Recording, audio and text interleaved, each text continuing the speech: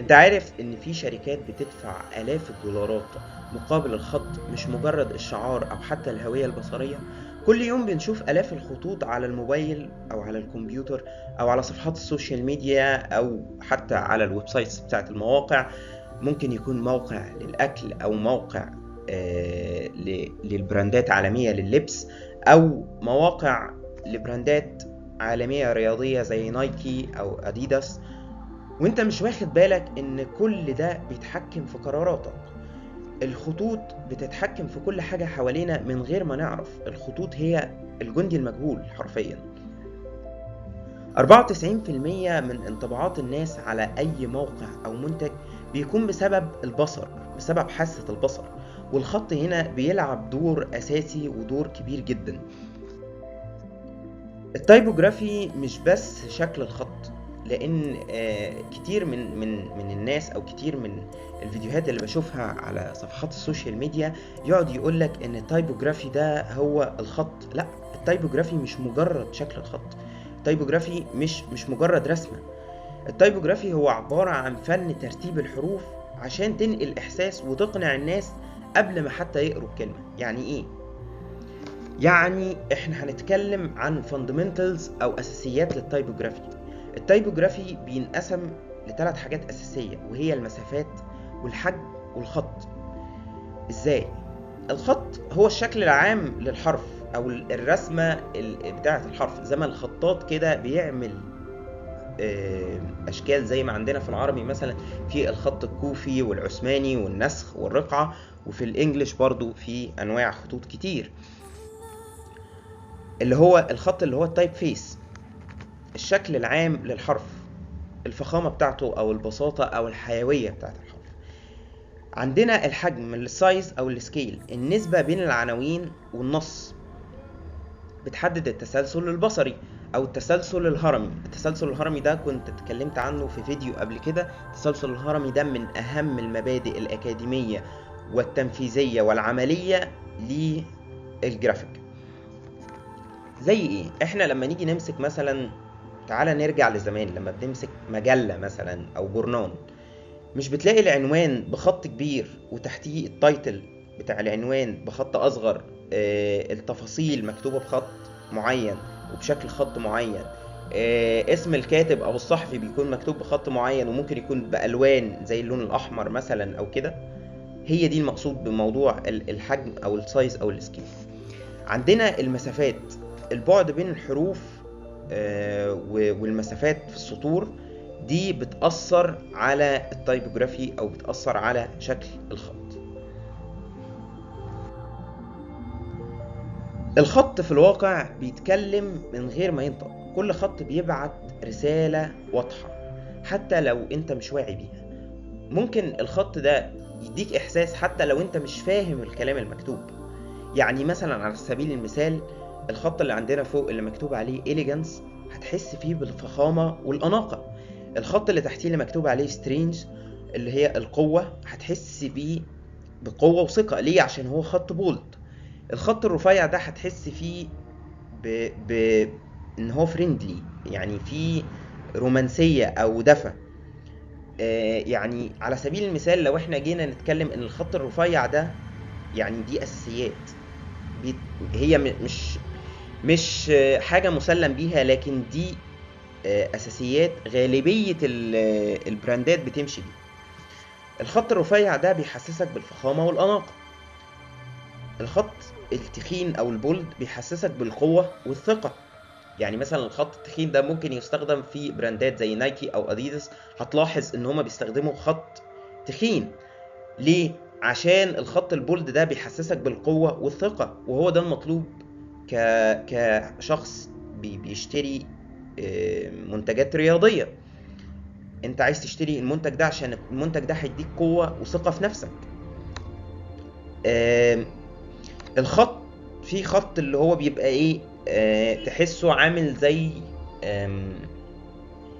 آلات الكتابة بتاعت زمان. الخطوط اللي هي بتاعت آلات الكتابة ده بيديك في وقت من الأوقات إحساس بالدفء أو الود، أو إحساس بالدقة والاحترافية، زي الخط اللي تحت ده والخط اللي فوقيه اللي هما التالت والرابع. عندك التايبوجرافي ده لما بتبتدي تهتم بيه، نقدروا نقولوا ان الدراسات اثبتت ان ده بيؤدي ل 30% زياده في المبيعات. وده مش عشان هو بيحسسك ان البراند ده احسن من غيره او البراند ده مواصفاته احسن من غيره، لا، لكن عشان عدد كبير من الناس اللي بيشوفوا الاعلان او اللي بيتفرجوا على الاعلان بيقفوا عنده، بيتفرجوا عليه، بيبتدوا يحللوه، بيبتدوا يفكروا، مش بيعدوا عليه ويمروا عليه مر الكرام. ده المقصود بالحتة دي. الدراسات اثبتت ان وقت الحكم، الوقت اللي انت بتاخد فيه القرار بيكون 200 ملي سكند، يعني 200 جزء من الثانية. ده اللي بيقدر المخ يحدد فيه اذا كان السعر ده كويس او السعر ده وحش، المنتج ده كويس او المنتج ده وحش، او بمعنى اصح هو الوقت اللي بيحتاجه الانسان عشان يقدر يحدد هل هو هيكمل قراية الاعلان ده ولا هيمر عليه مر الكرام، باختصار شديد يعني. وبيدي 3 اضعاف تفاعل اكثر ان ما كانش اكتر من 3 اضعاف، لكن احنا بنتكلم هنا عن احصائيات وارقام ومتوسطات حسابية، وده مش شرط يكون هو الواقع، لان الواقع بيختلف على عدة عوامل تانية، لكن احنا بنتكلم على الارقام دي لو ثبتت جميع العوامل. طيب انا هديك 3 مفاتيح ذهبية لموضوع الخط ده. بس الاول انا عايز اتكلم عن حاجة. الورك شوب دي او ورشة العمل دي او الفيديو المبسط ده مش معمول لمصممين جرافيك بس، لكن هو معمول لخطاطين، ناس بتشتغل في البرمجة، الويب ديفلوبمنت او تطوير المواقع، معمول لناس ما تعرفش حاجة عن الجرافيك، ناس مش محترفة، يعني ناس مبتدئة، ومعمول برضو لناس محترفة، معمول لجميع الفئات، حتى الناس اللي هي عامة الناس اللي عمره ما سمع حتى عن الجرافيك او عمره ما خد باله من الكلام اللي انا بتكلم عليه ده. انا بوضح لك ليه انت الخط ده بيجذبك او الاعلان ده بيجذبك او الاعلان ده ما بيجذبكش، عشان الخط بيلعب دور رئيسي. لازم تبقى انت فاهم العالم ماشي حواليك ازاي، مش ماشي انت بتنجذب لكل حاجة من غير ما تفهم اساسياتها او ما تبقاش واعي يعني. لان طول ما انت عندك وعي هيكون قراراتك واختياراتك هتكون صحيحة. مش هنقدر نقول 100%، لكن هتاخد قرارات افضل. و نتكلم بقى على القواعد الذهبية اللي هي يعني شوية مفاتيح كده انا رصتهم لك هنا في السلايد دي. اول حاجة لازم يكون الخط ده تقدر تقراه بسرعة. لو المشاهد محتاج يركز عشان يقرأ الخط يبقى الخط ده غلط. القراءة لازم تكون سريعة وعفوية، يعني مش محتاج يلبس نظارة نظر عشان يقرأ الخط بتاعك ويقعد يدقق ويبص عشان يقرأ الخط، زي مثلا بنشوف في بعض الجرايد بيكون عامل لك خط قد النملة، فده ما تقدرش تقراه بسرعة. وده قد يكون هو من ضمن العوامل اللي وقعت فكرة الجرايد وطلعت مكانها فكرة المجلات برضو، يعني في توازن في الحتة دي. ان الخط ده، تاني حاجة ان الخط ده يناسب احساس المكان او المنتج، سواء كانت الالوان او يعني ما ينفعش مثلا اجي على حاجة مثلا تكون رياضية مثلا زي نايكي مثلا، شركة نايكي، واحط فيها خط رفيع ما بيديش الاحساس بالقوة والثقة، او ما ابتديش العب بالوان البراند اللي هي مثلا نايكي بتلعب دايما بالالوان الابيض والاسود، ابتدي ادخل الوان تانية مش تخص الهوية البصرية بتاعت الشركة او بتاعت المنتج، لان كل منتج وكل شركة وكل محل تجاري المفروض ليه هوية بصرية بيشتغل عليها جميع الاعلانات.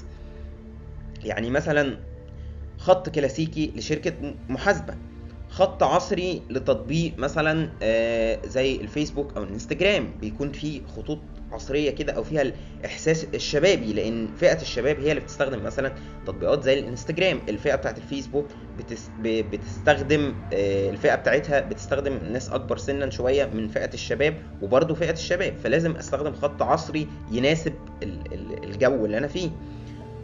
ونقدر نقول من هنا لكل مقام مقال.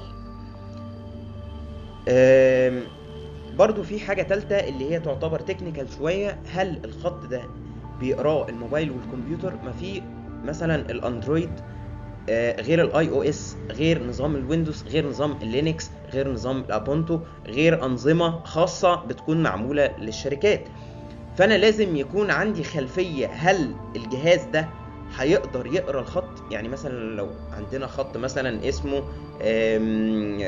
اسمه مثلا على سبيل المثال تايمز نيو رومان مثلا، هل الخط ده هينفع يتقرا على الويندوز وينفع يتقرا على الاي او اس وينفع يتقرا على الاندرويد؟ ده بيتوقف على البنيات بتاعه كل سيستم، واحنا مش عايزين نتعمق في الموضوع ده. فانا لازم يكون عندي خلفيه هل الخط ده بيشتغل على الجهاز ده ولا مش على الجهاز ده، لان الخطوط في الاخر بتاخد اوامر برمجيه. يعني الخط ده 16 ده امر برمجي، لما يجي يتغير الخط ف16 في الخط ده حجمه بيكون مختلف عن حجم الخط ده. تعالى افتح صفحة وورد عادية، اكتب كلام، اكتب القواعد مثلا او اكتب اي كلام وخده واعمله بخط 16. هات خط مثلا اسمه اللي هو الاريال ده مثلا وشوف هيبقى حجمه عامل ازاي وشكله عامل ازاي.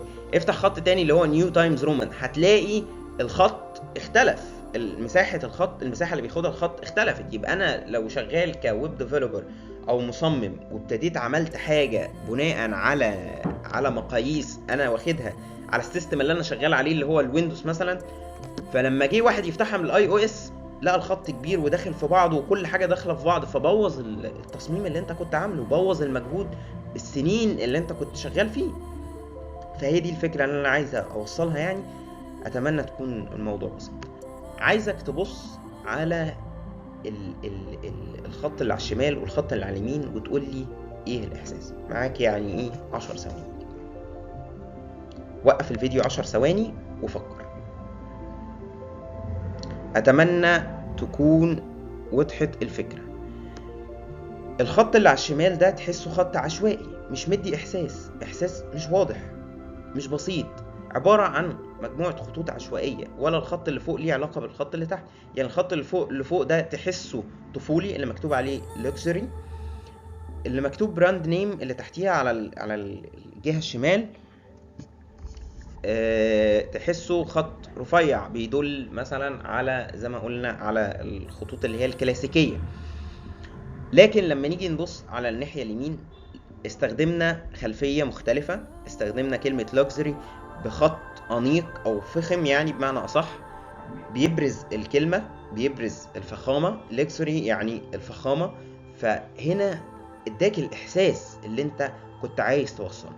براند نيم ده بيدل على الخط الكلاسيكي، لأن الكلاسيكية مربوطة بالفخامة، زي مثلا عندنا مرسيدس بتعمل ألوان كلاسيكية وأشكال كلاسيكية زي الجي كلاس والحاجات دي، فده اللي هنا مقصود بيه. الخط اللي على اليمين ده مدروس وقوي وليه تأثير وتميز وفخامة، لكن الخط اللي على الشمال عبارة عن خط عشوائي، إحساسه مش واضح، مش فاخر ومش بسيط. لو انت قدرت تفرق ما بين الاتنين دول يبقى الفيديو عمله، يعني الفيديو الهدف منه اتحقق. وفي الاخر كل خط بيحكي قصة، لكن السؤال هنا اللي بيظل هنا، هل قصتك بتتحكي صح ولا ما بتتحكيش؟ شكرا جدا ليكم، واتمنى الفيديو يكون مفيد وما يكونش طويل عليكم. شكرا جدا لو انت وصلت للحظة دي، والقاكم في فيديو اخر.